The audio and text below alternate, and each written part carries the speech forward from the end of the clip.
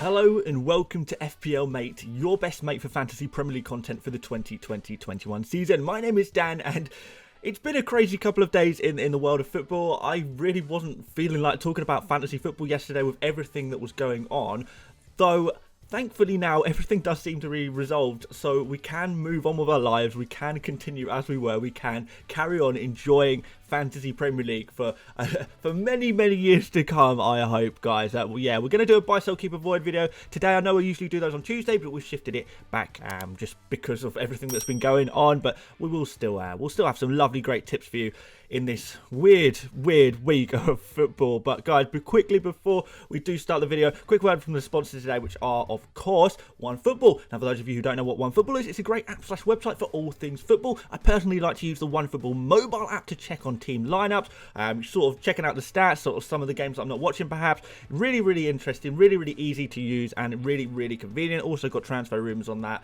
app and everything like that, so you can check out all the news. If you've been following the news recently with football, then you know you might want an app to look at all that news like that. So check out OneFootball, guys, completely free and to help support the channel as well. So guys, buys a place you probably don't have but should consider bringing in, sells a place you probably have but should consider removing, keeps a place you probably have and should keep, and avoids a player you probably don't have and should avoid. Now, we've got a blank game week 33, so maybe a lot of your decisions will be based around the blanks from City, Spurs, maybe Southampton to a degree. Try and look at the bigger picture a little bit. There's still a few more game weeks left in the season, and more importantly, there's some real key players that you will want to buy, sell, keep and avoid. But guys, if you like this video, please do like it and, you know, subscribe and all that stuff. It really helps the channel when you like and subscribe. But guys, let's have a look at the first buy of game week 33.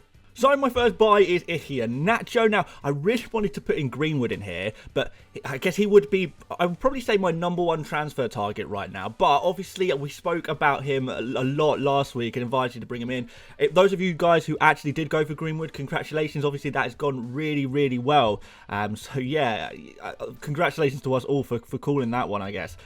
He's a great shout. But if you are in the market for a midfielder, go for Greenwood. If you're looking for a forward, we got to talk about Iheanacho. I do want to talk about him again, just because I'm genuinely considering captaining him this game week as well against Crystal Palace. Even after Crystal Palace, he's got 2 amazing fixtures, Southampton and Newcastle. There's a really good run here, but his form, wow, his form. So Iheanacho, in all competitions, he scored 10 goals, got 1 assist, and that's in 7 games. So 7 games in all competitions, that's what we're dealing with right now. He is smashing it on all fronts, all competitions. During that run, there was only 1 game where he didn't score in, and that was the game against Man City. So you kind of half understand that as well. In terms of strikers worth having in your FPL team right now, it goes Harry Kane, Kelechi Iheanacho, and then pretty much anyone else I would not be massively interested in, to be honest.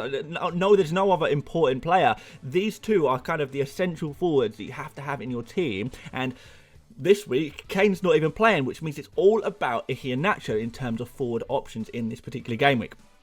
He's a guy with great confidence right now. This is the longest run of games he has ever played in his entire career. This is kind of his breakthrough moment, and he's absolutely embracing it. I mean, just look at his stats here. When you adjust for games played, he's kind of second behind Kane for total shots. He's top for big chances, second for expected goals behind Kane again. Top for actual goals. His creative numbers aren't exactly bad either. So, like I keep saying, Kane, Iheanacho, that's all you need in terms of strikers right now. The consistency is mad from Iheanacho. The price is phenomenal, which means you can spend more elsewhere on your team. He's an absolute Nigerian prince and a must-have in your FPL team. Get him. Maybe even think about captaining him this game week, guys. Next up is Trent Alexander-Arnold. Now, Trent really feels like the one who got away in terms of my own wildcard team. I had him in so many of my wildcard drafts, but in the end, I didn't think I could justify spending the money on the defender, as it would mean I'd have to sacrifice Bruno Fernandes. Now, in the end, I did sacrifice Bruno Fernandes. I decided to spread the money rather than investing in Trent Alexander-Arnold, which is super frustrating. I do really regret this. I do wish I had him. I'm going to try and figure out a way to get him into my team. And most annoyingly, since I have Salah, Jota, Jota and Nat Phillips, who is, 3.5 million price jump up to Trent, it's going to be really hard to get him into my team. But just because I can't easily do it, guys, doesn't mean that you can't do it. If you can, I really, really would look at Trent as the most important defender between now and the rest of the season, right until the end of the season. In terms of defenders, he's been the biggest attacking threat recently of any defender. His shooting hasn't been all there, but in terms of those creative numbers, they're much better. He's always in the right, I guess, positions on the pitch, bombing forward and stuff like that. You could chip him with a few more goals. He has got one recently. So anyways, his creative numbers almost literally double any other defender. So 14 key passes in 5 appearances. 4 big chances created, 2.1 expected assists. No one else is getting close, guys, in terms of defenders. He's also been an absolute bonus point magnet at the moment. He's picked up all 3 bonus points in 4 consecutive matches. That's just mad. Liverpool have this amazing run of fixtures, and, they have their full attention on the Premier League as well. So they've got Newcastle next, then Man United, and then after that is Southampton, West Brom, Burnley, and Crystal Palace. Now, aside from Man U, this is an absolute insane run of fixtures. You cannot really get much better than this, can you? So you really do want to triple up on Liverpool for sure. Trent, Salah, Jota, I think is the ideal trio in my opinion. Go for it, guys. Get Trent if you can. On to some sales. We're going to start you off with Gündogan Man City blank next, which is a really great, I guess, opportunity to sell those players. It's not really the only reason I'd be selling Man City players. So you kind of might have a couple of Spurs players or Man City players, and they're deciding who do you want to keep, who do you want to sell. I would sell City personally. So after the blank in 33, Man City play Palace in 34. You might think, oh, that sounds quite a nice fixture. Man City against Crystal Palace, really good for Manchester City. But either side of that Crystal Palace fixture in 34, Man City play their League Cup final against Spurs. They play 2 crucial Champions League semi-final legs against PSG. And then they play Chelsea in game week 35 too. So do you really think that City are going to play their best players against Palace? No way, Jose, guys.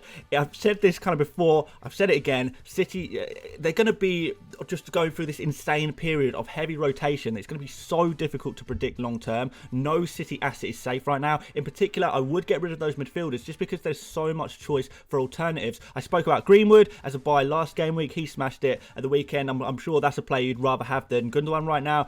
We could talk about Jota. Despite blanking a couple of games in a row now, he has been so unlucky not to pick up some FPL points, and I'm sure that's going to change soon. Those of you who don't have Lingard still, guys, join the Lingard gang. Come on, J-Ling's in the house. Overall, there's just so many options in midfield. So, if you have KDB, for example, maybe switch to Salah. City players just now, between now and the end of the season, they are ticking time bombs that will go off literally every other week. They will keep resetting every week, and you've got another ticking time bomb on your hand, and that's really kind of not exactly what we want, is it, in terms of safety, I guess.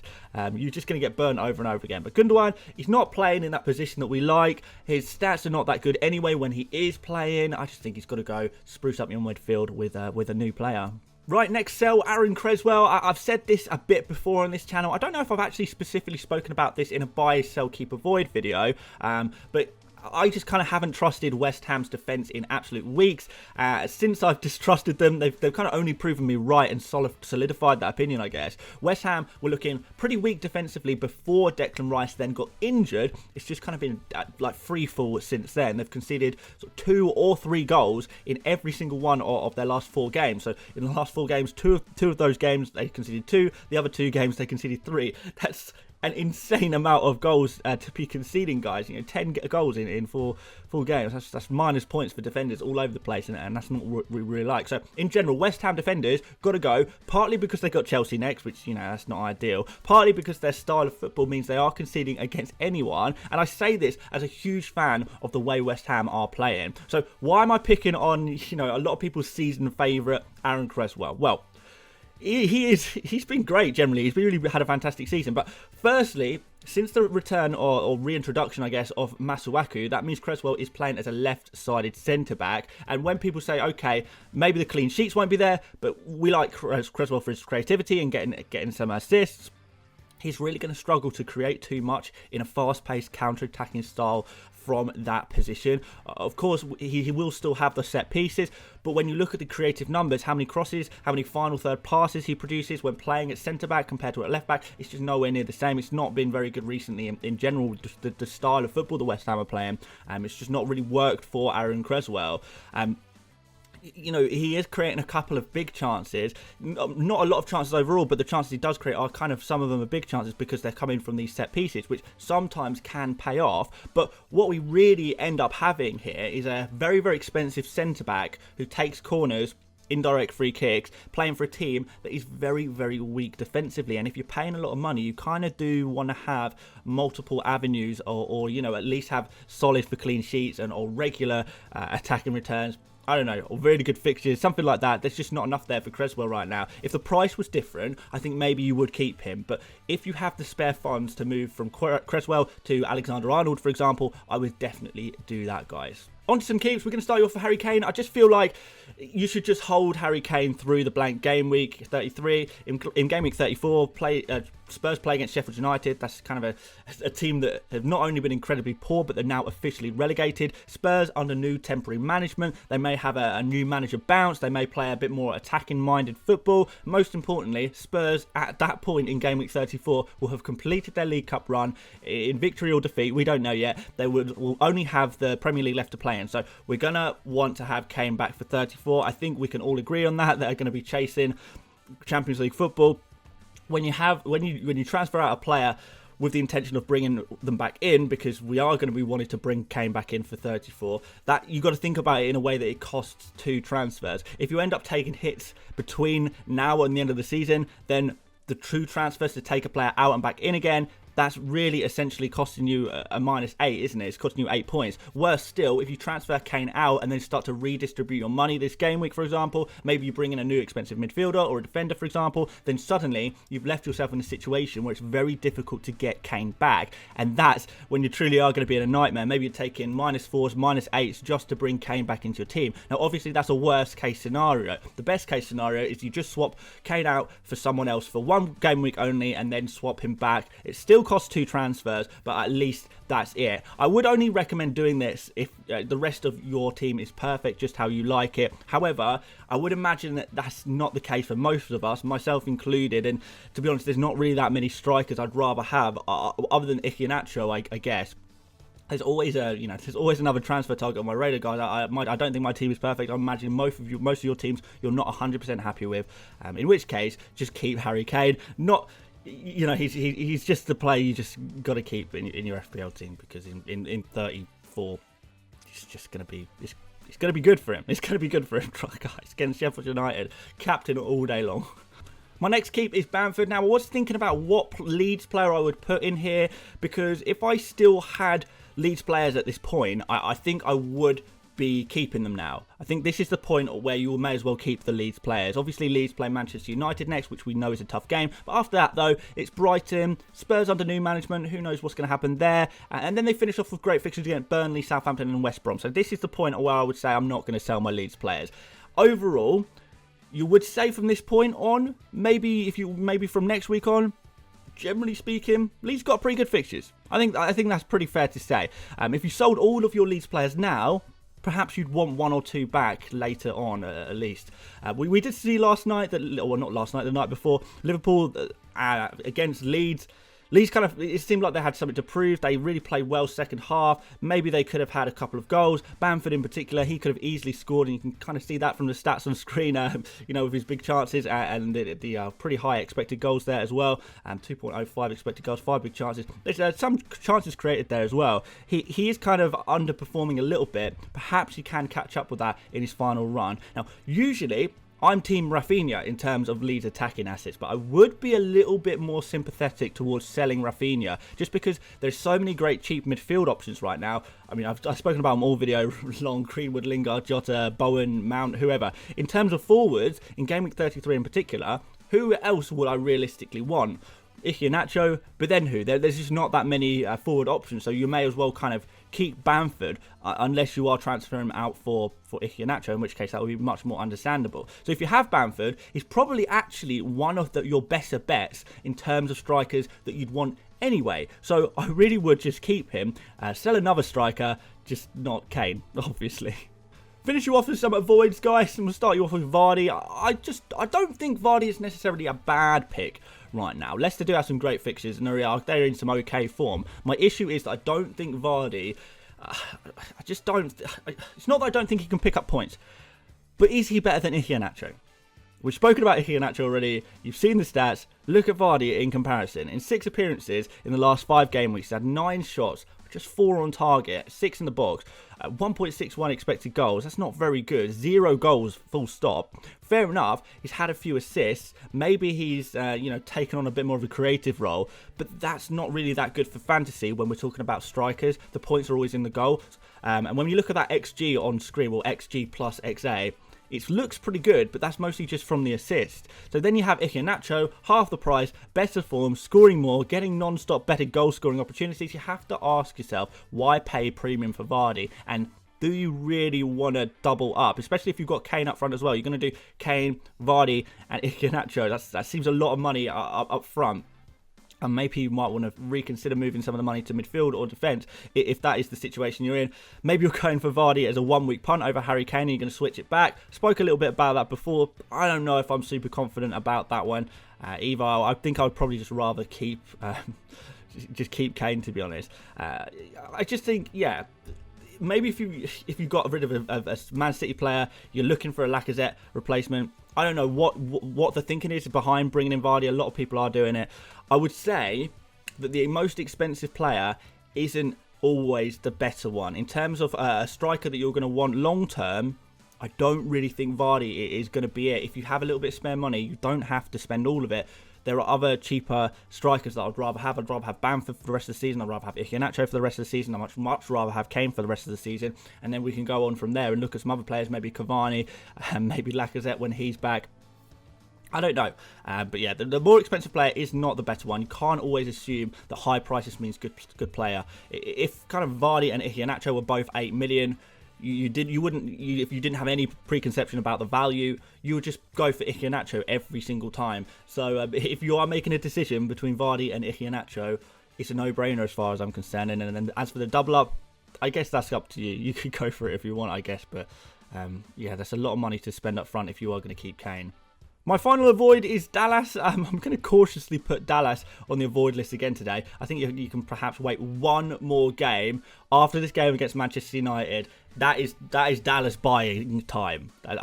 Dallas will become part of the Dallas Buyers Club after the Manchester United fixture. I think wait one more. So avoid this game week, guys. Kind of United, they're in good form, scoring goals. I think Dallas will lose points, for those goals conceded, which is obviously not what we want to see. I can't see Leeds scoring too many against Manchester United just because United's defence is not that bad. The kind of goals that Dallas scores are they're more likely to be long-range wonder goals. You can't easily predict when they will happen. Those stats on the screen, by the way, guys, completely accurate. He really is contributing very little in terms of what his underlying stats are in games, which might surprise you a little bit the way people talk about him. It's like he's not really creating very much at all.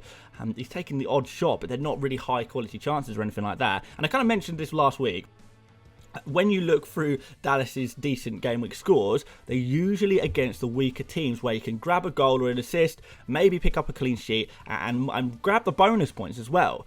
The latter two of those scoring methods are kind of going to be much harder in the tougher games, against like Manchester United. It's going to be tough to get a clean sheet or any bonus points whatsoever. The Man City game was an exception to this, of course, but that was a very unique game and not really indicative of any pattern. After Manchester United, Leeds play Brighton, which is a good fixture, then Spurs under new management, finish off the season with the great fixtures against Burnley, Southampton, West Brom. If I had Dallas, would I keep him? Absolutely. Kind of like what I was saying with Bamford, good fixtures. They're kind of on the horizon. Both he and Dallas will be good players to have in the long run. I would even consider playing Dallas depending on what other defenders I had. But in terms of bringing in a player that can help you right now, Dallas is probably not going to be the one. There are a lot of players you might be missing, particularly in the attacking positions, that's maybe a slightly more sensible transfer to go for. Aside from Iheanacho and Trent that I mentioned earlier, have a look in your team. Do you have Lingard? Do you have Greenwood? Jota? Maybe do you want a Chelsea midfielder? Do you want Salah in your team? There's lots of other really progressive transfer moves that you can make right now. And going to Dallas at this exact moment is probably not the one. Give it 1 week, guys. Whatever you got in game week 33 in terms of your defenders, probably going to be about as good as a Dallas. And just cast your eyes elsewhere in your team. So, quick summary, it's probably worth keeping some of your Spurs players ready for their Game Week 34 fixture against Sheffield United. City players can pretty much be gotten rid of entirely, don't hold back on that front. Leeds fixtures, they're going to turn soon, so keep an eye on that. West Ham can't defend. Iheanacho, what a legend. And Trent Alexander-Arnold is the #1 defensive target for the rest of the season. Guys, so there we go.